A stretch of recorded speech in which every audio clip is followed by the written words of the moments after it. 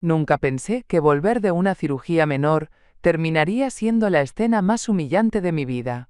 Llegué con el vendaje todavía fresco y la maleta colgando del brazo, esperando encontrar descanso. Y en su lugar me encontré con una nota pegada sobre una caja de cartón. Mamá, la suegra de Trina ya se mudó. No hay espacio para ti. Firmado por mi hijo Todd. Sentí como se me iba el aire. Mis cosas, mi ropa, mis libros, hasta el helecho que Trina siempre decía que le causaba alergia. Estaban apiladas sin cuidado en el rincón del garaje, justo al lado del basurero, como si fueran sobras de una mudanza. La tierra mojada de la lluvia goteaba del tejado, y ahí me quedé yo, temblando bajo el cielo gris de un miércoles cualquiera, con el papel de alta médica en una mano, y una planta de «Recupérate pronto», que aún conservaba su etiqueta de farmacia en la otra. ¿Y saben qué fue lo peor? Nadie, absolutamente nadie, salió a explicarme nada. Ni una llamada, ni un mensaje, solo la crueldad muda de un portazo simbólico, justo cuando más vulnerable estaba. Llevaba semanas sintiéndome invisible en esa casa, sí, pero esto era otra cosa. Esto era una declaración de guerra. De verdad creían que me quedaría callada. Caminé de regreso a la acera sin decir una palabra. No les iba a dar el gusto de verme llorar. Me subí al Uber con las piernas aún entumidas por la anestesia, y mientras avanzábamos por la autopista hacia mi pequeño apartamento de emergencia, hice una promesa silenciosa. Me subestimaron. Pensaron que porque tengo 66 años y vengo de enterrar a un esposo y criar sola a un hijo, ya estaba acabada. Pero se olvidaron de una cosa. Yo también sé jugar en silencio. Y sé jugar legal. Aún no sabían que esa casa no era solo de ellos. También era mía. Y lo iban a aprender, de la manera más elegante posible. Confirmé el préstamo de esa casa con amor, y un profundo error de cálculo. Mi nombre es Marian Wilkes, tengo 66 años, y esa casa de 4 recámaras en Temecula no cayó del cielo. En marzo de 2021, puse $128,000 de mi fondo de retiro como entrada para que mi hijo pudiera iniciar una vida digna con su nueva esposa, Trina. Me senté en la oficina del banco, firmé como coprestataria, y hasta les llevé empanadas a los agentes hipotecarios como agradecimiento. ¡Qué ironía! No lo hice por capricho. Lo hice por amor, y con el tiempo entendí que también por culpa. Cuando mi esposo falleció en 2018, creí que le debía a Todd el tipo de respaldo que nunca tuvimos nosotros. Pensé que ayudarlo a estabilizarse era lo correcto. Él me hablaba con ternura, me decía, «Gracias, mamá, estás salvando nuestro futuro». Yo lo creí. Nos mudamos juntos. Yo tomé la habitación del fondo, la que da al Naranjal, y me acostumbré a desayunar sola mientras ellos salían corriendo al trabajo o al gimnasio. No me quejé cuando cambiaron los muebles. No dije nada cuando empezaron a cerrar la puerta del cuarto de estar. Privacidad, decían. ¿Y yo? Bueno, yo ya estaba acostumbrada a adaptarme. Pero con el tiempo, las señales se volvieron más claras. Trina dejó de incluirme en las cenas familiares. Un día me di cuenta de que me habían eliminado del grupo de WhatsApp donde planeaban los cumpleaños. Cambiaban contraseñas del Wi-Fi, sin querer, y cada vez que preguntaba, ponían cara de sorpresa. Pequeñas cosas, pequeñas ausencias. Yo seguía pagando lo que me correspondía. Luz, agua, un par de servicios más que asumí para no cargarles la mano. Cada mes, puntual, les hacía transferencia por Zelle o Venmo. Lo hacía callada, convencida de que la paciencia traería respeto. Lo que no sabía era que, desde el primer día, no me estaban viendo como una madre ayudando, sino como un recurso temporal, como alguien con fecha de caducidad. Y si algo me ha enseñado la vida, es que cuando una mujer siente que la quieren borrar, tiene dos opciones: rendirse, o hacerse notar en los documentos. Yo elegí lo segundo. La exclusión fue siempre silenciosa, hasta que se volvió descarada. Desde el principio, Trina fue sutil. Una sonrisa muy blanca, un tono amable, pero siempre con esa pausa calculada que me dejaba fuera de lugar. Si cocinaba algo, era demasiado salado. Si me reía con Todd viendo televisión, se excusaba con dolor de cabeza y se iba al cuarto. Y si yo preguntaba por los planes del fin de semana, respondía con frases vagas. Ah, creí que ya sabías. Es que es con sus amigos del trabajo. Las primeras veces no le di importancia. No quería ser la suegra incómoda. Me dije que era cuestión de tiempo, que encontraríamos una dinámica, que era normal que una nueva esposa necesitara su espacio. Pero con el pasar de los meses, me di cuenta de que no era espacio lo que necesitaba, era borrarme del mapa. Recuerdo un domingo especialmente claro. Era mi cumpleaños número 65. Me levanté temprano, puse la mesa bonita, preparé panecillos de manzana como cuando todo era niño. Esperé. Las horas pasaron. Nada. Finalmente, a las 5 de la tarde, los escuché entrar riendo, con bolsas de papel y el olor a comida tailandesa. ¿Ya comiste, mamá?, preguntó él, con la boca llena. Trina ni siquiera me miró. Habían salido a cenar con unos amigos de su círculo. Ese día entendí que para ellos, yo era solo el fondo borroso de la foto. Aún así, nunca imaginé que llegarían al extremo de echarme sin aviso. Después de una cirugía. ¿Quién hace eso? ¿Quién toma a su madre convaleciente y la saca como si fuera una caja más de mudanza? Pero lo hicieron. Con una nota. Con una maldita nota de cinta adhesiva. Y no me malinterpreten. No es que esperara gratitud eterna, pero lo mínimo era un poco de humanidad. Después de todo, sin mi dinero, esa casa ni siquiera estaría en sus manos. Sin mis papeles, no habrían calificado para el crédito. Pero ahí estaba yo, afuera, despreciada.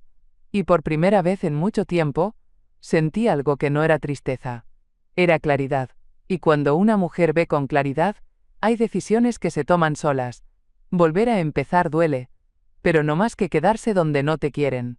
2 días después, aun con los puntos quirúrgicos tirantes y un moretón que me salía del costado como sombra vieja, marqué el número de Caroline. No hacía falta explicarle nada. Dame la dirección, me dijo, y en menos de una hora estaba en mi nuevo apartamento con un frasco de sopa de lentejas, y ese silencio lleno de preguntas que solo las amigas de verdad saben sostener. Le abrí la puerta en bata, con el alma hecha trizas.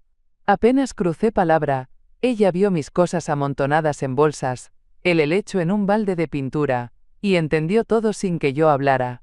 Se sentó a mi lado, me sirvió sopa como si estuviéramos en otra época, y esperó. Fue entonces cuando, con voz quebrada pero firme, le conté todo desde el principio. Hablamos por horas. Le mostré fotos del día que firmamos los papeles del préstamo. Ella vio las sonrisas fingidas de Trina, el brazo posesivo de Todd sobre su hombro. Le confesé cómo, desde que me mudé con ellos, había empezado a guardar pequeños recibos, capturas de pantalla, incluso copias de los pagos que hacía por la casa. No por desconfianza, le dije. Por instinto. Caroline me miró con una mezcla de orgullo y dolor. Documenta todo. Me aconsejó. Cada cosa, cada fecha, cada peso que hayas puesto. No es revancha, Marian. Es protección. Esa noche, mientras ella dormía en el sofá con una manta hasta la barbilla, yo abrí mi vieja caja de zapatos y comencé a ordenar los papeles. Transferencias, recibos de servicios, notas escritas a mano por Todd pidiéndome prestado para tal o cual cosa. Todo. Y fue ahí, entre facturas arrugadas y copias en tinta desvaída, que algo se encendió dentro de mí. No era rabia. No era lástima. Era estrategia. Porque entendí que la única forma de que me volvieran a mirar como la mujer que soy, no como una carga ni como un mueble viejo, era hacer que mis derechos hablaran más fuerte que sus excusas. Y yo, Marian Wilkes, estaba lista para que mi voz se escuchara en tinta legal. Los papeles no mienten, aunque los hijos sí. La mañana siguiente amaneció con un sol irónico, de esos que calientan la ventana pero no el alma. Me senté en la pequeña mesa del comedor, esa que venía con el departamento amueblado, y extendí sobre ella el corazón financiero de mi tragedia. Cada papel, cada comprobante, cada rastro de que esa casa también era mía. Caroline se sentó frente a mí, aún con el cabello revuelto y una taza de café entre las manos. Yo le mostré primero la joya de la corona, el comprobante de transferencia bancaria, fechado el 4 de marzo de 2021. $128.000 exactos, enviados desde mi cuenta IRA al escrow. Aquí empezó todo, le dije. Ella asintió en silencio, con esa expresión que mezcla rabia y admiración contenida. Le mostré también el acuerdo de préstamo que Todd me hizo firmar en la sucursal del Credit Union. Fue un día rápido, casi sin explicación. Él dijo que era solo para formalizar, que confiara en él, que todo estaba bajo control. Pero ahí, en letra clara, mi nombre aparecía como copropietaria. Mira esta línea, le señalé. Caroline lo leyó en voz alta, como si repitiera un conjuro. The borrower agrees that both parties are equally responsible for the mortgage balance. Ambas partes. No solo ellos. Después vinieron los recibos mensuales. Casi todos pagados por mí. Electricidad, gas, basura, internet. Algunos a mi nombre, otros con comentarios en Venmo, que decían cosas como, por la luz de este mes gracias mamá. Documentos que para otros serían papel viejo, pero que para mí eran póliza de vida. Mi defensa, y no era que necesitara validación, no. Era que por primera vez en mucho tiempo, me veía en esos papeles como algo más que la señora que cocina, la abuela opcional, la inquilina de paso. Me veía como una mujer con historia, con recursos, con derechos. Y si algo iba a cambiar, iba a empezar por ahí.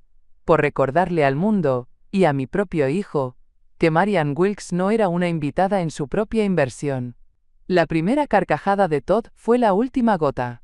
3 días después, el teléfono sonó mientras estaba revisando los estados de cuenta. Una voz joven, masculina, cortés pero urgente, preguntó por mí. Era del banco. Señora Wilkes, queríamos saber si está al tanto del atraso en el pago hipotecario.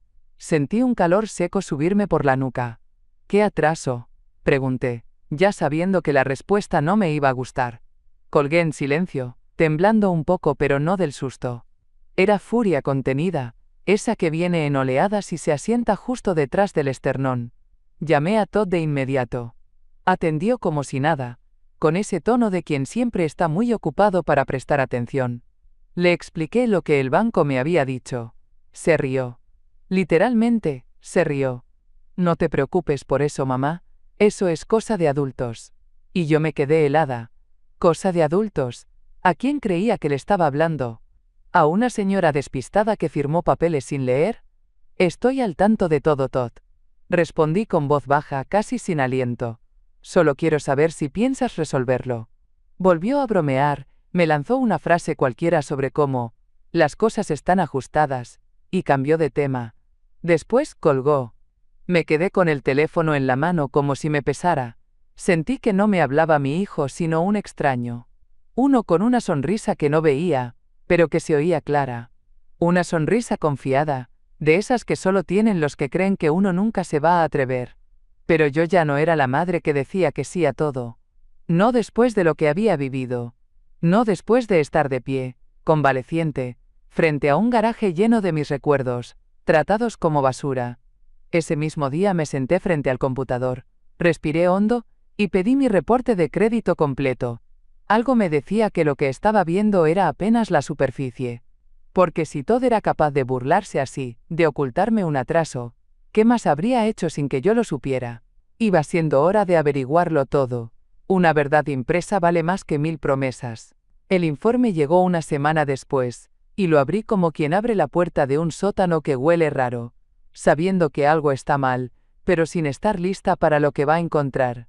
Ahí estaba, en letras frías y líneas punteadas, 2 avisos de mora, ambos vinculados al préstamo hipotecario de la casa en Temécula. Y lo peor, mi nombre figuraba como titular solidaria. No, garante, no aval, como Todd me había hecho creer. No, titular, responsable, propietaria parcial, y deudora completa. Tuve que sentarme. La silla crujió como si protestara por el peso de la decepción. Ahí estaba la prueba, la confirmación silenciosa de lo que yo ya intuía en el fondo del estómago. Me habían usado. No como madre. No como familia. Como recurso financiero. Leí cada línea 3 veces. Busqué detalles que me dieran consuelo. Algún tecnicismo que probara que había un error, un malentendido, un descuido burocrático. Pero no. Todo estaba en orden. Legal. Inevitable. Me levanté, crucé el departamento, y me vi en el espejo del baño. Todavía tenía el vendaje del costado, un recordatorio de que hasta hacía poco estaba en recuperación. Pero lo que vi en mis ojos no era fragilidad, era algo más filoso. Determinación. Volví a la mesa y abrí el cajón donde guardaba los documentos notariales. Saqué la copia del contrato firmado en el Credit Union. Comparé. Confirmé. Era verdad. Todo. Yo era parte de ese préstamo. Y si había deuda, el impacto iba directo a mi historial. A mi jubilación. A mi tranquilidad. No le escribí a Todd. No lo llamé. No lloré. En cambio, abrí una nueva carpeta en mi computadora y titulé el archivo. Respaldos legales. Empecé a escanear todo. Uno por uno. Los recibos. Los pagos. Los correos. Las capturas. Sin emoción, como quien prepara un informe para la auditoría final de una vida entera. Porque eso era lo que me estaban obligando a hacer. Rendir cuentas por haber confiado demasiado. Pero si iba a pelear, iba a hacerlo desde el papel. Y esta vez con todas las pruebas a mi favor. Algunas heridas no se ven, hasta que se abren con una carcajada. Era sábado por la mañana cuando los escuché. Estaba preparando avena en mi nuevo apartamento cuando mi celular, olvidado en el sofá, vibró con fuerza. Lo desbloqueé por costumbre, sin esperar nada relevante. Pero ahí estaba. Un mensaje de voz sin remitente. Una grabación accidental, de esas que se envían sin querer. Solo que esta no fue ningún accidente. No para mí. Al darle play, escuché la voz de Todd. Estaba en altavoz. Se reía. Una carcajada amplia, como esas que da cuando se siente invencible. Bueno, parece que mamá por fin entendió la indirecta, dijo, y casi se me cae la cuchara. Luego vino la voz de Trina, burlona, complacida. Gracias a Dios. Ahora sí podemos convertir su cuarto en la nursery. El tono era de alivio, como si me hubieran exorcizado. El mundo se me hizo chiquito, como si estuviera viendo una escena desde afuera, pero el dolor era mío. Cerré los ojos y me dejé caer en la silla más cercana. Las palabras se repetían como eco dentro de mí. Su cuarto, la nursery. ¿Así que esa era la urgencia? ¿Sacar a la vieja para hacer espacio al bebé? Me encerré en el baño. No por privacidad, sino porque necesitaba un lugar donde romperme sin testigos. Lloré en silencio, con la frente apoyada en el azulejo frío. No era solo el desprecio. Era la confirmación de que ya me habían enterrado en vida.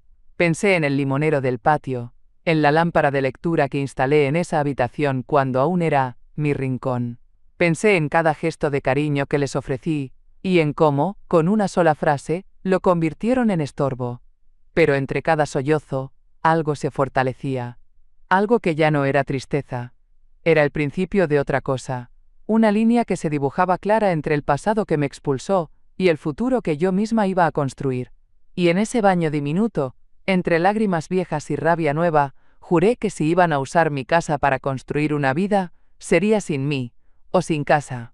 No todos los ramos de flores traen perdón, algunos solo esconden culpa. 2 días después del mensaje, tocaron a mi puerta.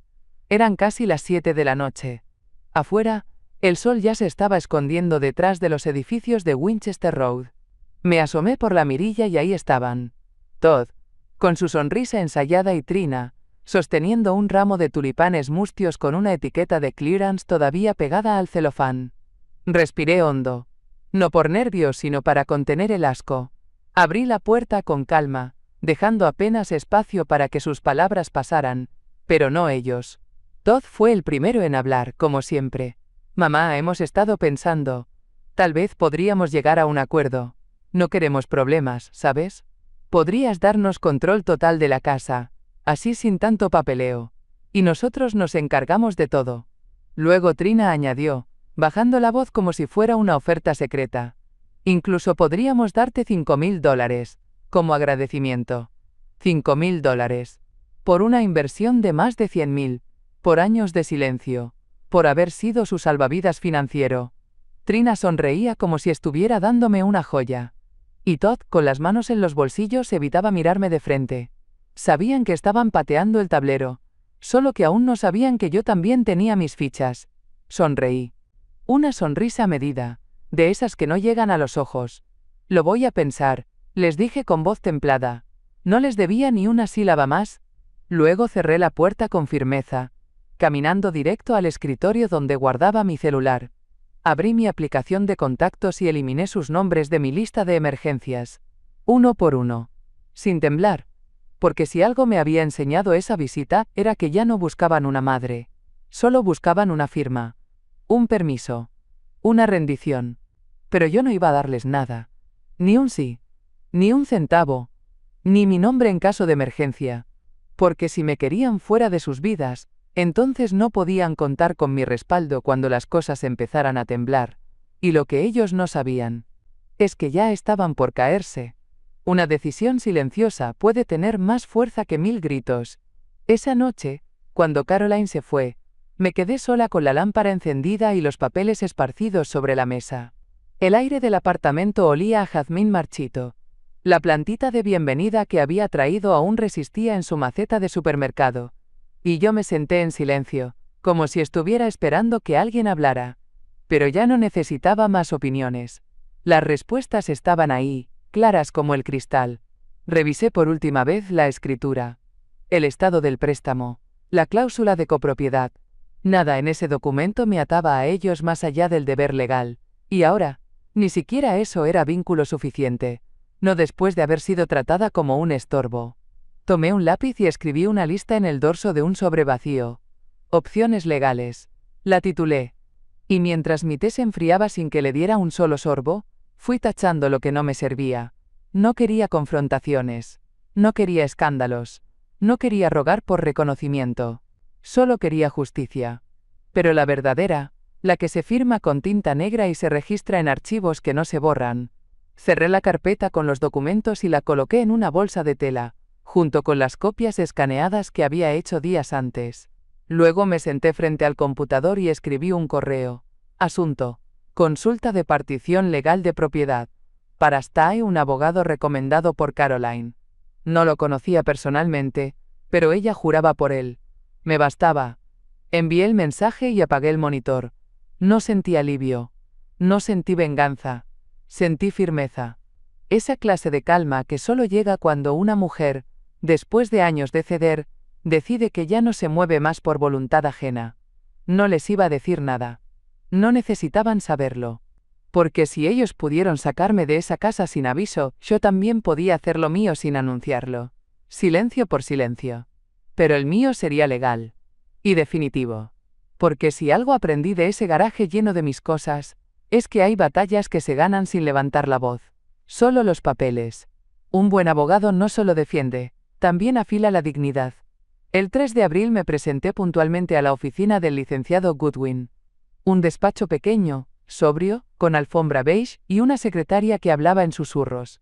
Llevaba mi carpeta bajo el brazo, como si fuera una extensión de mi columna vertebral.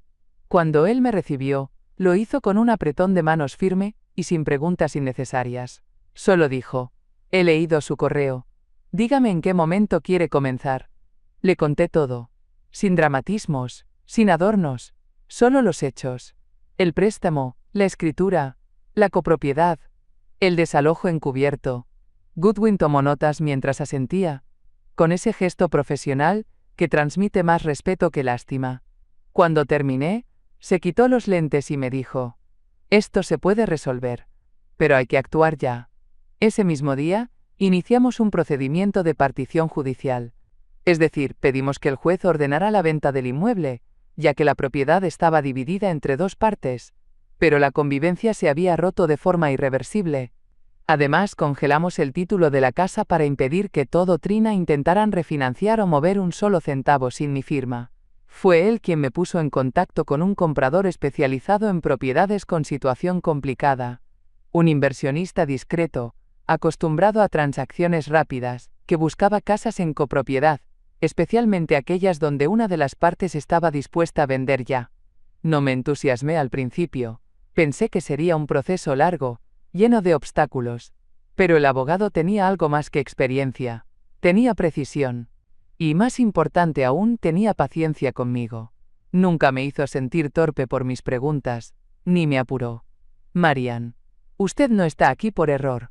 Está aquí porque es dueña. Y va a actuar como tal. Salí de su oficina más erguida que cuando entré. No porque todo estuviera resuelto, sino porque, por primera vez desde que me dejaron afuera bajo la lluvia, tenía algo que ellos no. Estrategia y respaldo legal. Y esa combinación, créanme, mueve más paredes que cualquier grito. Ordenar papeles fue también ordenar mi valor. Durante las 2 semanas siguientes, viví entre sobres Manila, carpetas de argollas, y la voz de Caroline diciéndome, haz copia de todo, y después copia de la copia. Y eso hice. Cada recibo, cada pago enviado por Zelle, cada nota manuscrita que Todd me dejaba en la nevera con, gracias mamá, seguido de un emoji sonriente, todo fue escaneado, archivado y duplicado.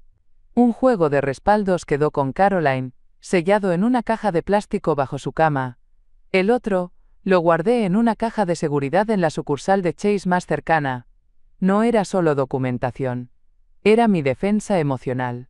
Revisar esos papeles fue como ver una película desde el principio, pero con la conciencia de todo lo que vendría después. Ahí estaban los primeros meses de ilusión, las primeras cuentas compartidas, los mensajes donde Todd me decía que era parte de todo.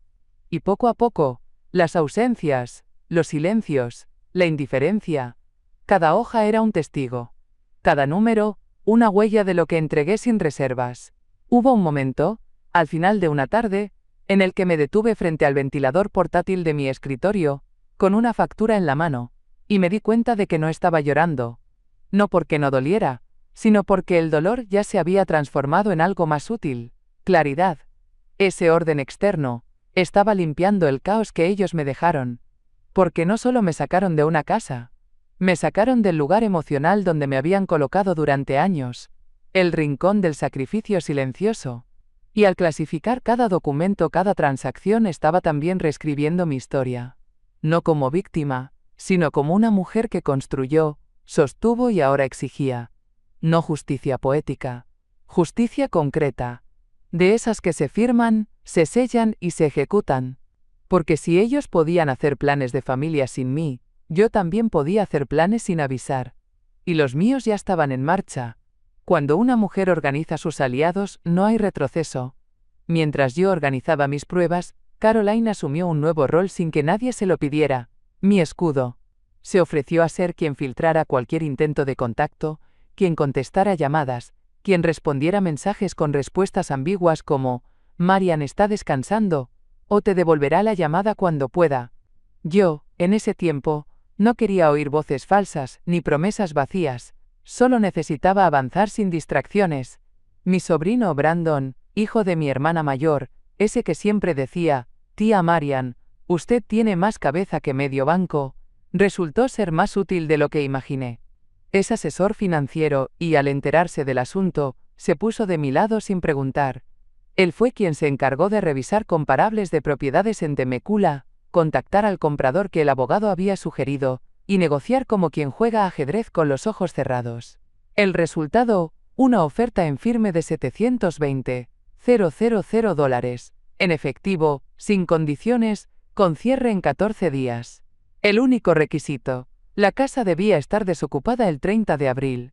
Cuando Brandon me dio la noticia, lo único que pude hacer fue mirarlo y asentir. Por dentro, sentí algo parecido al vértigo, pero mezclado con alivio. No era solo el dinero, aunque ese monto representaba no solo lo invertido, sino también mi valor recuperado.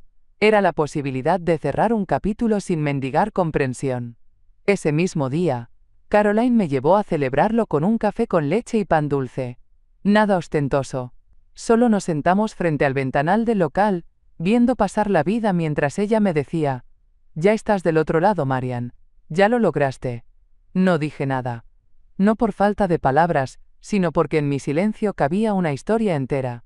Una historia de errores, de confianza mal colocada, sí, pero también de fuerza, de memoria, de justicia silenciosa.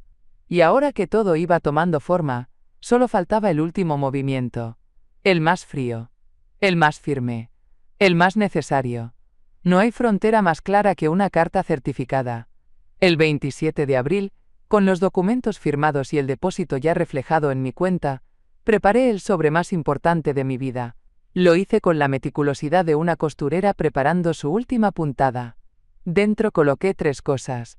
Una copia del acta de partición judicial, el aviso de venta formal, y el extracto del título que confirmaba la transferencia a los nuevos propietarios. En la parte superior, escribí solo una frase: desalojo voluntario antes del 1 de mayo evitará acciones legales. No use amenazas. No use insultos. Solo hechos. Firmados, sellados, incontestables. Fui a la oficina postal con la serenidad de quien ya no tiene nada que demostrar. Pedí el envío por correo certificado, con acuse de recibo, y pagué en efectivo. La empleada me preguntó si quería incluir un mensaje personal. Le respondí con una sonrisa seca. No hace falta. El contenido habla solo. Sabía que Todd no abriría esa carta de inmediato. Nunca revisaba el buzón. Todo era digital, todo por mensaje. Pero también sabía que la fecha límite se acercaba. Y que esta vez no habría margen para excusas ni olvidos convenientes. Esa noche dormí por primera vez sin sobres al pie de la cama. No soñé con ellos, ni con la casa. Soñé con mi jardín, con los rosales viejos, con la banca blanca que una vez limpié a mano cuando mi nieto mayor aprendió a caminar. Fue un sueño breve, sin palabras, pero me desperté con el corazón liviano, porque por más dolor que quedara ya no había miedo. Y eso, para una mujer que fue echada con una nota adhesiva y una planta en la mano, era victoria. Les di el mismo silencio que usaron conmigo.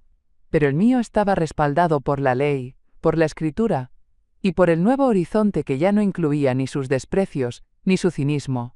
La cuenta regresiva había comenzado, y ellos aún no lo sabían. El que ignora su correo, luego se sorprende de las consecuencias. La mañana del 1 de mayo amaneció tibia, con esa luz dorada que engaña al alma. Yo estaba en la cocina, removiendo el café con una cucharita de plata que era de mi madre, cuando sonó el buzón de voz. Era Todd. Su tono era ligero, como si la vida no estuviera por caérsele encima. «Mamá, ¿puedes venir hoy?» Se descompuso el termostato otra vez, y Trina quiere hacer una carne asada. «¿Trae tu cobbler, el de durazno, sí?» Me quedé en silencio. No por sorpresa, eso ya se me había agotado, sino por la precisión con la que ignoraba todo lo esencial. No había leído la carta. No sabía que la casa ya no era suya. Ni un atisbo de preocupación. Ni una palabra sobre la partición. Solo el descaro de quien aún cree tener poder. Trina, haciendo planes de parrillada, mientras la escritura estaba ya archivada en el registro de propiedades del condado. Todd, pidiendo postre como si aún fuera un niño esperando mimos. Y yo, del otro lado, escuchando la voz de alguien que todavía no se había dado cuenta de que la fiesta literalmente se había terminado. No respondí. Apagué el teléfono y dejé que la grabación quedara ahí, intacta. Un testimonio más. Uno que algún día, quizá, tendría que hacerle escuchar, no para vengarme, sino para que entendiera la desconexión entre sus actos y sus consecuencias. Porque cuando una persona te saca de tu casa y te trata como una empleada con beneficios emocionales, lo mínimo que puede esperar es que la próxima vez que toque la puerta, ya no sea la suya. Me serví mi café con calma. Afuera, los pájaros seguían cantando como si nada estuviera por cambiar, pero yo sabía lo que se avecinaba, y ya no me temblaban las manos, porque la última página de esta historia estaba por escribirse, y la tinta ya estaba corriendo.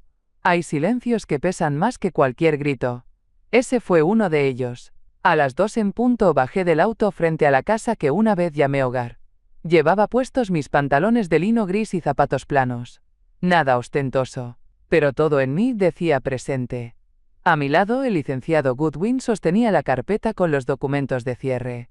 Detrás de él, Luis y Melanie González, los nuevos propietarios, esperaban con expresión sobria. Y a unos pasos, como una sombra leal, Caroline grababa todo desde la acera, con su celular en mano. No era venganza, era precisión. Nos acercamos sin apuro. Cada paso resonaba sobre la acera, como si anunciara el fin de una obra que se había extendido demasiado. Toqué la campana. Pasaron apenas unos segundos antes de que Todd abriera la puerta. Tenía un tenedor en la mano y una mancha de salsa en la camiseta. Al vernos parpadeó 2 veces, como si no entendiera lo que veía. El abogado fue el primero en hablar, con tono seco. «Señor Wilkes, este es el documento de transmisión de título, debidamente registrado. A partir de este momento, la propiedad pertenece legalmente a los señores González. Luis, con una cortesía que me pareció casi poética, añadió: mi esposa y yo hemos adquirido la casa. Su madre nos vendió su parte hace 2 semanas. El cierre está finalizado. Yo no dije una sola palabra. Me limité a mirar a Todd a los ojos mientras sostenía en las manos un marco con el recibo original de la transferencia que hice en 2021. $128.000, mi parte. Mi inversión. Mi advertencia. El silencio que siguió fue tan espeso que hasta el viento pareció detenerse. Nadie gritó. Nadie lloró. Pero en su rostro, en esa mezcla de incredulidad, confusión y un miedo apenas contenido, vi algo que no había visto en años. La certeza de que había cruzado una línea sin retorno. Y yo, firme sin una lágrima, confirmé con ese solo gesto que las cosas habían cambiado para siempre. Cuando todo cae, lo único que queda es la verdad. Todd abrió la boca como si fuera a decir algo, pero no salió palabra. Solo miraba el papel que Mr. Goodwin le tendía, sus ojos yendo de un párrafo a otro como si el lenguaje le resultara de pronto ajeno. Trina apareció detrás de él, aún con el delantal puesto, y en cuanto escuchó la palabra vendida, lanzó un grito seco. ¿Cómo que vendiste la casa? Nadie le respondió. Luis y Melanie se mantuvieron respetuosos, de pie, sin agresión. Goodwin le entregó un segundo juego de documentos a Trina, esta vez con copia del fallo judicial que autorizaba la partición y la posterior venta. Esto no puede ser legal, balbuceó ella, aunque ya sabía que lo era. Y lo más curioso, ni siquiera se atrevió a mirar directamente a los nuevos dueños. Yo, en silencio, di un paso al frente. Saqué del bolso un sobre de Manila y se lo puse en las manos a Todd. Dentro, el aviso formal. 48 horas para desalojar. Sin excepciones. Sin extensiones. Los González habían accedido a darles ese margen antes de contactar a un alguacil. Porque, a diferencia de ellos, yo sí tenía clase. Mientras Trina gritaba algo sobre traición familiar y ¿cómo te atreves?, yo simplemente observé. No necesitaba defenderme. No tenía que explicar nada. Lo había hecho todo por escrito. Y si algo había aprendido en este proceso, era que los silencios bien estructurados pesan más que cualquier escándalo. Porque aquí no hubo gritos, ni portazos. Hubo firmas. Hubo respaldos. Hubo decisión. Cuando me di la vuelta, mis pasos crujieron sobre la grava junto al viejo rosal. El mismo que planté hace años, cuando todavía creía que el amor de una madre bastaba para sostener un hogar. Pero ahora sabía algo más importante. El respeto se exige, no se espera. La libertad no siempre grita. A veces solo cierra una puerta y sigue caminando. Mientras Todd seguía paralizado en el umbral, y Trina lanzaba sus frases vacías al aire, yo me limité a respirar hondo. A mi espalda, el jazmín que una vez planté junto a la cerca había florecido, como si me despidiera sin juicio. Me incliné brevemente, lo toqué con la yema de los dedos, y por un instante recordé los días buenos. Los desayunos con Todd de niño, las risas compartidas, todo lo que se fue apagando sin que yo lo notara. Pero no lloré. Me enderecé, metí las manos en los bolsillos y sentí el frío metálico de las llaves de mi nuevo apartamento. Las saqué y las hice tintinear, no por dramatismo sino por certeza. Cada sonido era un paso más lejos de esa casa, y más cerca de mí misma. Caroline, firme como siempre, me alcanzó en la acera. Me abrazó sin decir palabra. Mr. Goodwin me estrechó la mano, y los González se despidieron con un respeto que jamás recibí de quienes compartieron techo conmigo. Caminé despacio hacia el auto. No miré atrás. No hacía falta. Ya todo lo que debía decirse estaba dicho. Todo lo que debía firmarse firmado. Y lo que debía romperse, roto para siempre. No me fui con rencor. Me fui con dignidad. Porque la vida me enseñó que una madre puede perdonar 1000 veces, pero también puede levantarse una vez con toda su fuerza y poner límites que ya no se discuten. Y ese fue mi límite. Hoy vivo en un lugar más pequeño, sí, pero también más mío, más silencioso, más en paz. Ya no me despiertan voces que me hacen sentir menos, ni tengo que pedir permiso para existir. Y a veces, cuando cierro los ojos por la noche, me escucho decir en voz baja: bien hecho, Marian. Bien hecho.